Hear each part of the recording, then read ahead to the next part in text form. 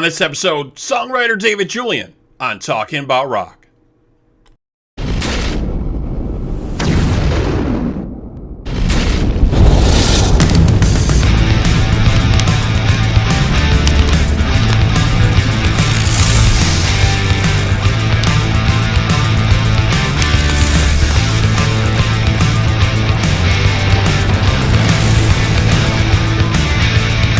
Talking About Rock is sponsored by School of Rock, North Buffalo, where they're making musicians every day.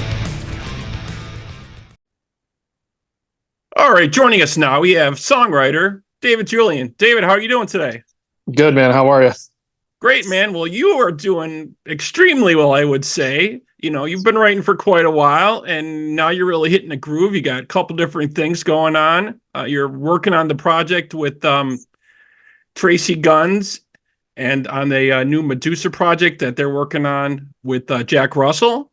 Yep. Stuff on that. And then you got some tracks you're working on with Ace Frehley for the new album, 10,000 Volts. Man, tell us some stuff about that. That sounds amazing. Yeah. So I got pretty lucky on that one. That was, I had sent some stuff around. I basically was doing like session work for some country producers for a long period of time. A buddy of mine, his name is Mike Shimshak. He's a producer in Nashville.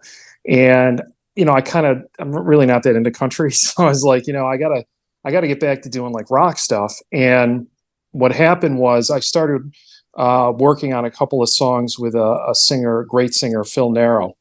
Used to play with Talus with Billy Sheehan. And he liked a couple of instrumentals I had. And he said, "Hey man, this stuff's pretty good." He goes, I'm thinking about, using it, I have a solo deal with, I think it was Cleopatra Records. Right. And I said, "Oh, that would be great." And Phil came over to my house once and we did some writing, and it was just awesome talking to him because he had so many great stories. And we did about 5 minutes of writing and about 2.5 hours of talking. Then I didn't hear from him. And I was thinking like, oh, he's probably not into the projects. And it turns out that he had throat cancer and he passed away. Unfortunately, he passed away shortly after that. So A lot of the music that I had with that, I didn't really have a use for it anymore. And I was really kind of down on the whole process. And then at some point I ended up just sending a bunch of stuff around. And I sent some stuff to Alessandro at Frontiers. And I probably sent stuff to about, 20 or 30 people. And then one of the people I sent stuff to was Steve Brown from Trixter. And he was nice enough. He was one of the few people that actually called me back and actually probably listened to it. And it was great because, he calls me up and he's like, "Hey, this is Steve, man." And I was just like, I was kind of half asleep when he called me. And I was like, "Oh, Steve. Yeah. He goes, "Yeah, you sent me your stuff." And he goes, "Man, I think a couple of these songs I think might be good for Ace." And I was like, "Ace who?" And he goes, like, "Do you know any other Aces?" And I was like, "There's only one Ace. I only know one Ace, man." Yeah, and I was like, are you kidding me? He goes, "No, man." He goes, "I'm working with Ace Frehley on a record." And I was like, wow, this is incredible. So really, I owe a great deal to Steve Brown because, not for a couple of reasons. One is he was, believed in my stuff and he was interested in working with me, which I'm not gonna sugarcoat it. And nobody wanted to work with me. It was really tough to, especially being in Buffalo. It was tough to kind of network and to get any kind of opportunities. And then, and with the exception of like Alessandro and Frontiers and Steve and a few other people I've worked with, it was pretty rough finding good opportunities and thanks to those guys. But the thing with Steve that I liked is he not only was really good about, kind of listening to the material, but he also, kind of pushed me writing wise and was like, "Man, you have like no bridges in your songs. Like this song needs a pre-chorus, this solo is not." He really knew how to structure it and put it together and what it kind of should fit into. Which is not surprising because he did such a great job with Ace on the record that,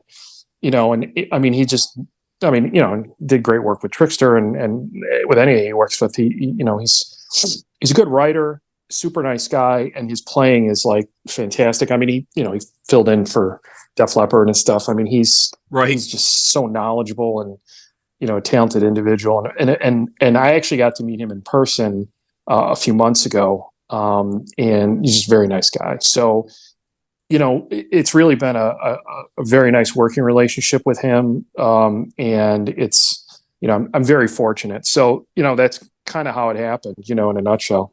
It was just kind of out of the blue. You just were sending stuff out. He said, yeah, he saw your stuff and he's like, this stuff's friggin' great. This guy sent me his stuff and I was looking through it and he's like, yeah, this is awesome. He's like, he's in your neck of the woods. I'm like, oh, let me go check him out and see what's going on. But Yeah, it's kind of like, you ever see like in the 90s, they had those Brady Bunch movies that came out. Do you remember those at all? Did you ever see those? Yeah. There's the one where I don't know which one it is, but like the one where like like Mike Brady's an architect and everything he does looks like an old 70s house. That's kind of how I view my stuff. There's that scene where he's trying to sell his like to a gas station or a restaurant, and the design is like it looks like the Brady house. Looks It's like like the that's Brady the joke. house. Yeah. Yeah, that's kind of how my stuff is. It's like I felt like, because a lot of times when people like, I don't know, I don't want to say compliment it. They kind of just do this like, oh yeah, well, it's great for what it is, but Right. but they don't. You get into a rut where you got a certain style and a certain way of doing it, and you kind of keep doing that. You feel that's Yeah, and I have a little bit more. I mean, I've done country music. I actually had a song that Paul Oakenfold had on his record, an EDM track that I co-wrote, like 15 years ago, that was on a Paul Oakenfold record. So I've done different things, but I'm pretty much a rock guy. And it's right. funny because anybody that I dealt with that was like not really into the style of music that I was into, I felt like I was kind of trying to sell them the Brady Bunch house over and over again. So, and then eventually it hit, with a few people, but yeah, no, but I have, I mean, it's just kind of my comfort zone, and it's something that I just really enjoy doing. Right. And then you got hooked up with the project that Jack Russell and Tracy Guns are doing, right? You did some writing for them on that as well. Yeah, actually, two of the songs, I actually co-wrote three songs on that record. Again, it was instrumentals, and then Alessandro and some of the writers, and he's totally dialed in with a lot of great writers, and that have worked on projects with Frontiers, and again, that was another great opportunity, and but two of those songs actually were I pitched them to Phil Narrow originally. Mm-hmm. I'd had them back when I started working with Phil Narrow, and he actually didn't like them, so we didn't end up working on them. But right. But I had them, and then the song "Next in Line," which was the lead single off Russell Guns, that I actually pitched to Phil Narrow originally, and he didn't. He kind of gravitated. It's not that he didn't like it; he kind of gravitated towards the stuff that he liked was actually more kind of like old school, like kind of like Small Faces stuff. Mm-hmm. Right. If you think about like Rod Stewart and Small Faces, like that was kind of more what he was digging as far as my stuff goes. So right. That's kind of fits in more with his style. Yeah. Yeah. So the stuff that kind of was a little more like, 80s, I don't know if he really liked that as much. But I love what Tracy Guns and what Jack Russell did with that, and Alessandro, the team at Frontiers. Like those guys made it totally different. With the Ace stuff, the stuff that I worked on with Steve and Ace, and most of my involvement is just, I would send stuff to Steve, and and those guys would give feedback. But that stuff turned out similar to the original ideas. I feel like with the Russell Gunn stuff, they made probably some more changes with it, and took it like in a little different direction. And I love what he did with it, and I love like Tracy Guns. I mean, he's such a fabulous guitar player, and just amazing. Yeah. Yeah, and the kind of tone that he came up with was kind of more like kind of an old school kind of great white kind of tone, and I just think it worked for with Jack Russell's voice and everything. I thought it was great. Yeah, Jack just has a very amazing voice. He's obviously gotten on in years, but he still has that sound. When it's a Jack Russell song when he's singing. Very distinctive. Yeah, and his sound. voice is still super solid too, which is great, because I actually went to see him. I don't know. I think it was like 2 years ago in Buffalo, and he just blew me away, like how good his voice still was. I mean, it just sounded great. Yeah, I love hearing those songs. I played them over and over back in the day. It's still good to hear those and stuff. But the new Ace album is definitely starting to blow up a lot, and there's a lot of talk about it. What's going on? They guys got Walking on the Moon out.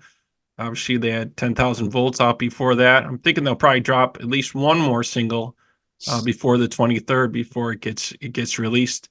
Um, and so I'm waiting for my copy. Got my copy on order for that. So Yeah. that'll be excellent to see that. But just great stuff. And I think you worked on some other stuff too, right? Besides that, I mean, besides with Phil, obviously we know you backtrack a little bit. When you're talking about Phil and you're working with him. I think because we had talked a little bit before, that was during the time when they were recording the 1985 album, and he was pretty ill then, and he didn't even let the band know. From what Mark Miller told me, they weren't even aware that he was sick during that. So he was not only working on that, so he was working on the other thing with you on the side too. So, but yeah, we definitely miss Phil a lot. He was great for sure. Yeah. I mean, I saw him with Talus, and I think Johnny Angel and Billy, and I can't remember who was on drums at the time, but I saw them open for, I think it was Iron Maiden, at the former arena in Buffalo, the Odd. And I mean, I couldn't believe how great they were. I mean, it just blew me away because I think it was supposed to be Twisted Sister and they canceled, and I was a little disappointed. I was like a kid. I was a little disappointed. And then I got there and I was like, man, I'm glad I got to see these guys from like if you know the Odd, and it's probably kind of an inside Buffalo thing, but I was first row gold for Iron Maiden, which is nice. Yeah. So for people that don't know, yeah, I've been to many shows at the Odd. So the gold were tickets you wanted. If you didn't have floors, you wanted golds. That's pretty much the deal. Yeah, it was like as close as you could get. And I just remember my friends and I, we had our jean jackets on, and we're in the front row with our fists raised, and I had like one foot on the chair and one foot on the barricade.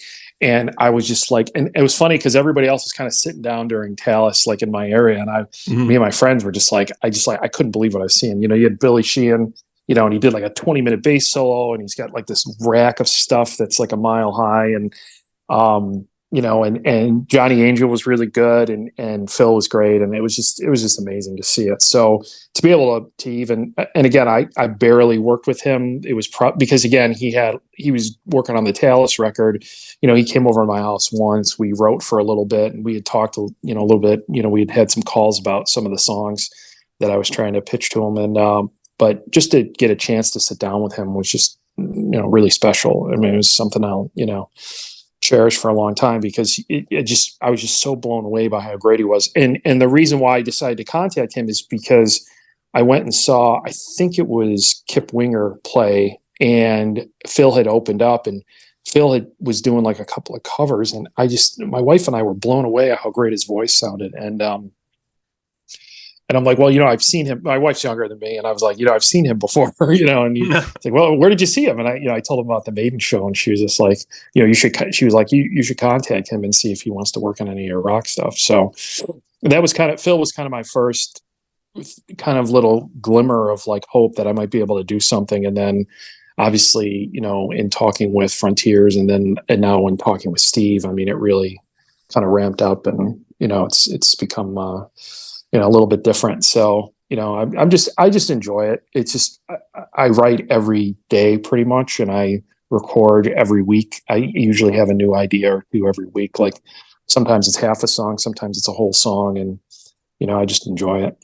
Excellent. Yeah, definitely. And they got some great artists at Frontiers that they're handling. Lots of stuff is coming out from lots of folks always releasing new material. So I'm sure other stuff will be popping up. And we're hoping against hope that, when Billy gets some time and he's done with Mr. Big, he's done with Winery Dogs, it looks like. So when he's done with Mr. Big, maybe in a year or two or something around there, maybe we'll see them circle back and do some type of tribute to Phil and some type of Talus show.